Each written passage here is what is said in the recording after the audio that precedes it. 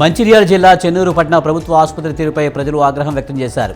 పట్టణానికి చెందిన మనోజ్ కుమార్ కొడుకు సాయి నిర్విగ్ ఆరోగ్యం బాగాలేక ఆసుపత్రికి వెళ్లాడు. డాక్టర్ సత్యనారాయణ రాసిన ప్రిస్క్రిప్షన్లో 5 రకాల మందులు రాశారు.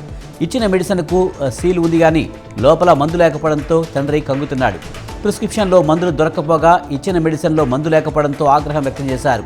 ప్రభుత్వం నుంచి వస్తున్న మందులు ఎటుపోతున్నాయని నిలదీశారు. బాధ్యులపై చర్యలు తీసుకోవాలని ఆయన అధికారులను డిమాండ్ చేశారు. మహబూబాబాద్ మున్సిపాలిటీలో పారిశుద్ధ్య లోపం కండ్లకు కొట్టొచ్చినట్టు కనబడింది. పట్టణంలోని అండర్ బ్రిడ్జిలో కుప్పలుగా సర్జికల్ గ్లౌజులు, నీడిల్స్ పడి ఉండడంతో ప్రజలు మండిపడుతున్నారు. మెడికల్ వ్యర్థాల తరలింపులో నిర్లక్ష్యంగా వ్యవహరిస్తున్న ఆసుపత్రులపై చర్యలు తీసుకోవాలని డిమాండ్ చేశారు.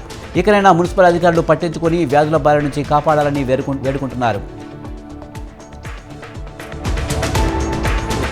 వరంగల్ నగరంలోని బాణసంచా కేంద్రాలపై అధికారులు దాడులు నిర్వహించారు.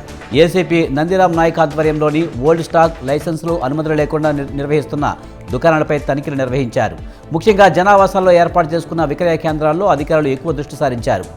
బాంబులు విక్రయించే క్రమంలో ప్రికాషన్స్ తీసుకోవడమే కాకుండా సామాన్యులకు ధరలు అందుబాటులో ఉండేలా చూసుకోవాలని ఏసీపీ చెప్పారు.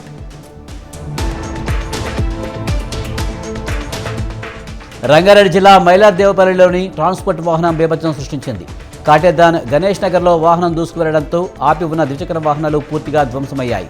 డ్రైవర్ నిర్లక్ష్యం కారణంగా ఈ ఘటన జరిగినట్లు స్థానికులు చెప్పారు. ప్రమాద సమయంలో ద్విచక్ర వాహనాలపై ఎవరూ లేకపోవడంతో పెను ప్రమాదం తప్పింది.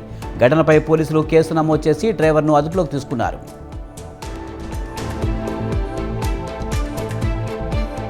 నారాయణపేట జిల్లా ఎస్పీ కార్యాలయంలో ఏర్పాటు చేసిన గణేష్ విగ్రహం నిమజ్జన వేడుక ఘనంగా జరిగింది. 3 రోజుల పాటు జిల్లా ఎస్పీ, ఉత్సవ కమిటీ సభ్యులు, పోలీసులు పూజలు నిర్వహించారు. నారాయణపేట జిల్లా ప్రజలందరికీ సుఖ సంతోషాలు కల్పించాలని కోరుకుంటున్నట్లు ఎస్పీ చెప్పారు.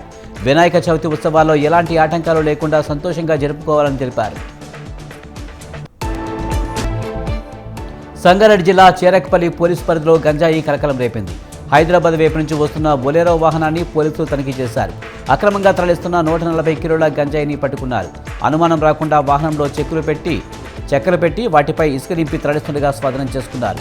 నిందితులు కర్ణాటక రాష్ట్రానికి చెందిన వ్యక్తులుగా గుర్తించారు. 2 పట్టుబడగా మరో 5 పరారీలో ఉన్నట్లు పోలీసులు తెలిపారు.